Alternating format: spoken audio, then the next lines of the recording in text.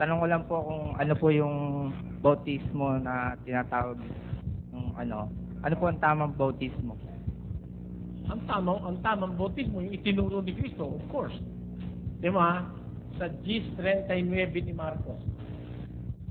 At sinabi sa kanila ni Jesus, ang sarong aking iinuman ay iinuman ninyo, at sa bautismo na ibinautismo sa akin ay babautismuhan kayo. Ayun. Sabi niya, sa bautismong ibinautismo sa akin, dapat bautismuhan din kayo.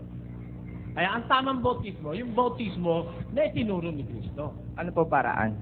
Paraan, yung bautismong ibinautismo sa kanya, ganon. Pakinggan mo kung paano siya binautismohan, ano? Sa Mateo 3:13 hanggang 16. Nang magkagayoy na paroon si Jesus mula sa Galilea at lumapit kay Juan sa ilog ng Jordan upang siya'y bautismuhan niya. At nang mabautismo. At nang mabautismuhan si Jesus, pagdakay umahon sa tubig. So mga kapatid, ang bautismo, ginaganap sa tubig. Kaya nung mabautismohan si Jesus, umahon siya sa tubig. Ibig sabihin, nalubog siya ron. Ano? Ang katunayan, mas maliwanag siya dun sa saling English, kapatid na Zoren eh. Pakinggan mo yun sa 3:16. And Jesus, when he was baptized, went up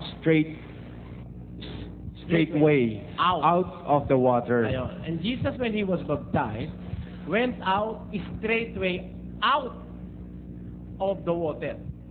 Went up straightway out of the water. Ibig sabihin, nalubog siya sa tubig. Kaya nung mabautismo siya, lumabas siya sa tubig. Umahon siya sa tubig. Ano po yung sinasabi sa Acts 2:38? Yung sinasabi ni Pedro na pabautismo kayo sa pangalan ni Jesucristo. Yun na nga yun, yung bautismo. Yung po ba yung tamang paraan? Oo, yung tinuturo ni Kristo na bautismo. Ganito kasi, no? Ang nagsasalita sa Acts 2:38, si Pedro. Ang kausap niya, yung candidate for baptism. Yun ang kausap. Ano? Magbautismo kayo sa pangalan ni Jesucristo. Ano? Tatanda mo, nagsasalita yung baptizer, yung bumobautismo ang nagsasalita. Ang kausap yung babautismuhan.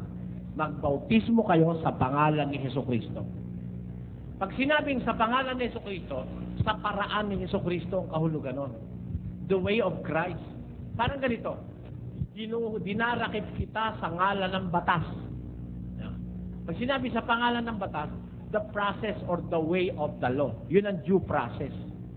Ngayon, ano ang due process of baptism? Sa pangalan ni Kristo. Di si Kristo ang kukonsultahin mo kung paano ka dapat bautismuhan, di ba?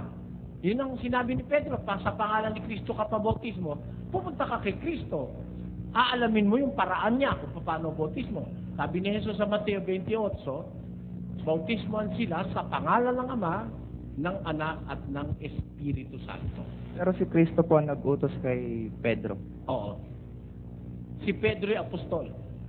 Ang inuutusan sa Mateo 28:19, ang inuutusan yung bautisador.